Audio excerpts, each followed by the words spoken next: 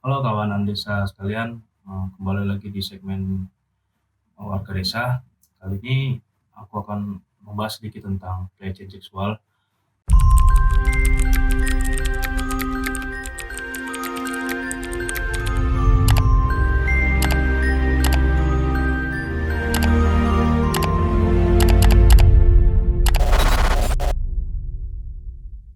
Indonesia di akhir tahun ini justru membuat kita semakin waspada. Tua muda, akademisi, bahkan buruh bangunan sekalipun rentan menjadi tersangka pelecehan seksual.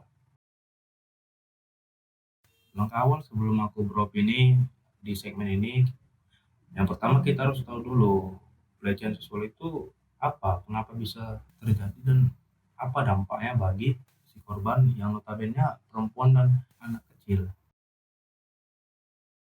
Pelecehan seksual sendiri adalah segala tindakan yang tidak diinginkan, maupun itu tindakan fisik atau lisan, eh, dan isyarat yang bersifat seksual, yang membuat seseorang merasa tersinggung, dipermalukan, dan merasa tidak nyaman. Garis besarnya adalah tindak perilaku yang tidak diinginkan. Eee, jadi kalau konteksnya mau sama mau, itu nggak bisa masuk dalam kategori pelecehan seksual. Nah, ada banyak motif dari pelecehan seksual yang terjadi, mulai dari khilaf, unsur dendam, cemburu, dan mungkin penyakit kelamin. Yang jelas, pelecehan seksual ini sangat tidak dibenarkan, eee, tanpa menyalahkan siapapun. Pelecehan seksual bisa terjadi karena adanya pancingan yang nggak disengaja, atau keadaan yang mendukung dengan situasi yang sepi atau yang sedang sunyi. Kita ambil contoh nih dari kasus pelecehan yang baru-baru ini viral diberitakan di media sosial, tentang pelecehan seksual yang terjadi pada salah seorang mahasiswi oleh dosen pembimbingnya sendiri. Di Indonesia, pelecehan seksual dapat dijerat dengan pasal pencabulan, yakni pasal 289 hingga pasal 296 KUHP, dengan hukuman paling lama 5 tahun penjara. Dalam hal terdapat bukti-bukti yang dirasa cukup kuat, jadi jaksa penuntut umum yang akan mengajukan dakwaannya terhadap pelaku pelecehan seksual di hadapan pengadilan nantinya.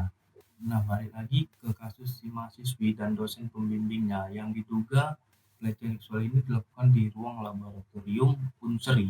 Korban sendiri melaporkan kejadian ini dengan pihak berwajib karena merasa dirugikan. Sedangkan dosennya yang menjadi tersangka justru mengeluarkan statement bahwa itu bukan saya, katanya, dengan dalil si dosen punya mahasiswi yang banyak dan chat yang dilaporkan bukan berasal dari nomor WhatsApp pribadinya. Nah, logikanya, kalaupun yang diklarifikasi oleh si dosen adalah benar, sampai saat ini belum terkuak nih motif si mahasiswi sebagai pelapor mengarang cerita pelecehan ini. Dan yang mencengangkan adalah kasus ini justru dimanipulasi seolah-olah ada kecemburuan dosen lain yang ingin merebut jabatan si tersangka, yakni dosen R, sebagai ketua prodi di Unsri. Indikasi ini berdasarkan fakta yang dihadapi R dan hubungan tidak baik dengan sejumlah dosen yang diduga sebagai dalang pelapor mahasiswi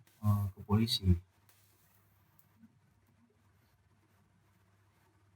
Pengalian isu ini justru semakin menguatkan aku untuk beropini bahwa tersangka tetaplah tersangka, terlebih ada ataupun tidak hal-hal yang mempengaruhi. Pelecehan seksual itu sudah jelas terjadi dan korbannya itu ada, bahkan tidak hanya satu orang saja. Kasus ini jadi tamparan potret Indonesia di akhir tahun, menurut aku pribadi, karena bukan kasus ini aja yang sempat viral, bahkan ada kasus pencabulan pada salah satu pimpinan boarding school di Bandung terhadap siswinya.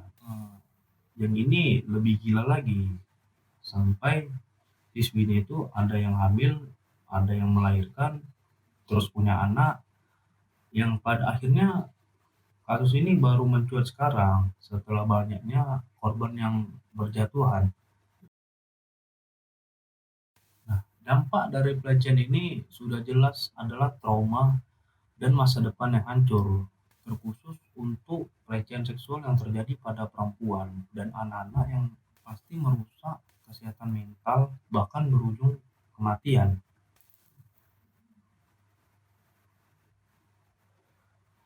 Inilah kenapa pendidikan seks itu perlu untuk diterapkan dan bukan hal yang vulgar dan tabu lagi untuk kita bahas, karena ini terkait pelecehan seksual juga membutuhkan sosialisasi tentang dampak-dampak buruknya agar mereka yang punya niat untuk melakukan itu eee, jadi takut dan jadi sadar atas dampak-dampak yang akan didapatnya. Jadi saran aku kali ini untuk opini ini tentang kasus pelecehan seksual adalah mulai mulailah waspada dengan tindak tanduk perilaku orang di sekitar kita yang mulai mencurigakan dan kira-kira ada situasi yang mencekam atau sunyi dengan posisi yang nggak nyaman. Lebih bagus sih kita hindari aja hal-hal yang begitu. Eh, Semisal kita pergi atau kita mencari tempat-tempat yang agak ramai gitu, dan usahakan tidak memakai pakaian yang dapat memancing atau menunjukkan sikap yang menarik perhatian, terutama menarik perhatian orang-orang atau kaum-kaum Adam. Karena nggak bisa dipungkiri, pelecehan seksual ini terjadi karena uh, adanya nafsu yang nggak tertahan, yang justru berbuat keji. Satu hal lagi yang harus kita ingat adalah kita ini ada di negara hukum dengan beragama dan menjunjung tinggi pri kemanusiaan yang harus memanusiakan manusia itu sendiri. Jadi hal-hal yang memalukan seperti itu sudah sepantasnya dihukum dengan hukuman yang berat, dengan efek yang jerat dan nyata. Gak hanya beritanya yang viral dan berkoar-koar, tapi pada akhirnya pengadilan dan penegak hukum mengubur secara perlahan kasus-kasus sebelum diusut tuntas.